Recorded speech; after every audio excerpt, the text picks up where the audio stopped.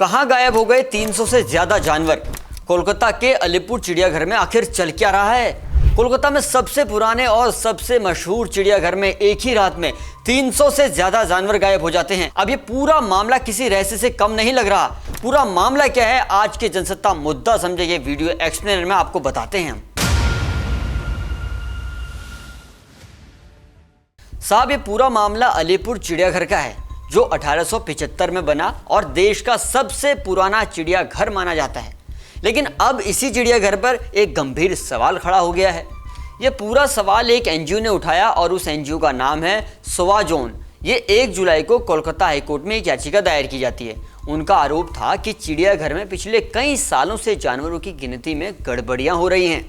NGO ने अदालत को यह भी बताया कि साल 2023-24 के आखिर में यानी 31 मार्च को चिड़ियाघर में 672 जानवर थे, लेकिन अगले ही दिन यानी 1 अप्रैल 2024 को गिनती घटकर 351 रह गई, यानी 321 जानवर अचानक से लापता हो गए। जब इस फर्क की वजह पूछी गई तो चिड़ियाघर प्रशासन ने कहा कि गिनती में गलती हो गई होगी। अब सवाल ये भी है कि आखिर चिड़ियाघर प्रशासन ऐसा कैसे बोल सकता है और किस आधार पर बोल सकता है, और अगर ऐसा बोला भी गया तो क्या उसकी जवाबदेही उन जानवरों के प्रति नहीं थी? तो सवाल ये भी उठता है, क्या ये सिर्फ गलती थी या फिर कुछ और? तो एनजीओ और रिपोर्ट्स के मुताबिक ये कोई पहली बार नहीं हुआ था। ये सिलसिला साल 1996 से ही चला आ रहा है। हर साल चिड़ियाघर की वार्षिक सूची में जानवरों की संख्या में फर्क दिखता है, कभी 10, कभी 100 और कभी 300 से ज्यादा, जो अभी हम आपको बता रहे हैं। पूरा बात करते हैं CZA यानी केंद्रीय चिड़ियाघर प्राधिकरण। इसकी रिपोर्ट में भी ये अंतर साफ दिखता है। कुछ सालों की रिपोर्ट तो गायब ही है, जैसे साल 2021-22 और साल 2022-23 की। सवाल ये भी है कि आखिर चिड़ियाघर से बाघ, शेर, हाथी गए कहाँ? एक और बड़ी बात यह भी है कि साल 2023-24 की लिस्ट में बाघ, शेर, हाथी जैसे बड़े जानवर भी थे, लेकिन 2024 की और 25 की लिस्ट में ये सभी भी गायब हैं। जबकि लोगों ने हाल ही में चिड़ियाघर में इन जानवरों के वीडियो और फोटो भी लिए थे, यानी जानवर तो मौजूद हैं पर रिकॉर्ड में दर्ज नहीं है। बड़ा सवाल अब प्रशासन के ऊपर। वन्य जीव एक्सपर्ट्स सुब्रतो घोष कहते हैं, अगर इतने बड़े जानवरों की लिस्ट से अगर उन्हें गायब कर दिया जाता है तो सोचिए बाकी जानवरों का क्या हाल होगा।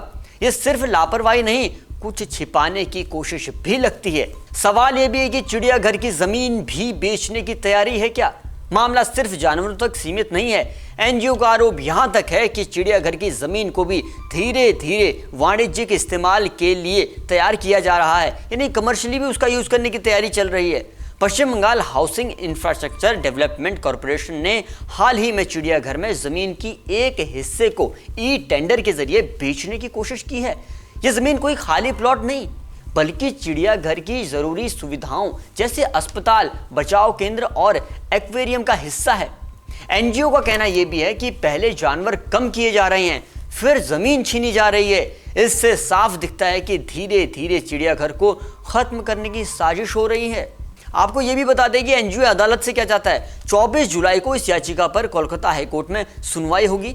याचिका में मांग की गई है कि चिड़ियाघर को पिछले 10 साल की जानवरों की लिस्ट पेश करने का आदेश दिया जाए, गिनती में गड़बड़ी की सही वजह बताई जाए। और बिल्कुल सही बात है, गड़बड़ी की साफ वजह सामने आनी चाहिए। आखिर इस साजिश और षड्यंत्र के पीछे कौन है, उनका नाम सामने आना चाहिए। क्या देश के कहीं ऐसे और चिड़ियाघर हैं क्या जिनके अंदर इसी तरह से जानवरों को गायब किया जा रहा है? ये बड़ा सवाल होगा और इस केस के बाद देश भर के सभी चिड़ियाघरों पर भी किसी तरह की नकेल कसी जा सकती है। एनजीओ की तरफ से अदालत से यह भी मांग है कि चिड़ियाघर की जमीन को नीलाम करने की जो योजना है उस पर भी रोक लगाई जाए। लेकिन बड़ी चिंता का विषय यह है कि क्या भारत के बाकी चिड़ियाघरों का भी यही हाल होगा? वन्य जीव विशेषज्ञों का मानना यह है कि अलीपुर चिड़ियाघर का मामला अकेला नहीं है। देश के करीब 157 चिड़ियाघरों में जानवरों की गिनती और रिकॉर्ड रखने की व्यवस्था में कई तरह की खामियां हैं। इसलिए हमने आपसे कहा कि इस केस के बाद देश भर में कई ऐसे चिड़ियाघर के केस भी आ सकते हैं, लेकिन 24 तारीख को क्या सुनवाई होती है उसके बाद डिपेंड करेगा। सुब्रतो घोष ये भी कहते हैं कि अगर तुरंत सख्त कदम नहीं उठाए गए तो आने वाले सालों में कई और चिड़ियाघरों से जानवर गायब होते रहेंगे और किसी को कानों कान कोई खबर नहीं पता चलेगी। निचोड़ क्या है इसका, यह भी समझ लीजिए। 300 से ज्यादा जानवरों के गायब होने का मामला बेहद गंभीर है। चिड़ियाघर प्रशासन गिनती की गलती कहकर पल्ला जरूर झाड़ रहा है, लेकिन ऐसा नहीं हो सकता कि इसके पीछे कोई साजिश और षड्यंत्र न हो। चिड़ियाघर की जमीन की नीलामी के मामले को शक के घेरे में डाल दिया गया है। इसके बाद से सवाल सिर्फ अलीपुर चिड़ियाघर का नहीं, बल्कि पूरे देश की चिड़ियाघर प्रणाली की पारदर्शिता और जवाबदेही का भी है। यानी ट्रांसपेरेंसी और उनके जवाबदेही, उनकी अकाउंटेबिलिटी का है। आखिर वो वहाँ किस लिए तैनात है, आखिर वो करते क्या हैं।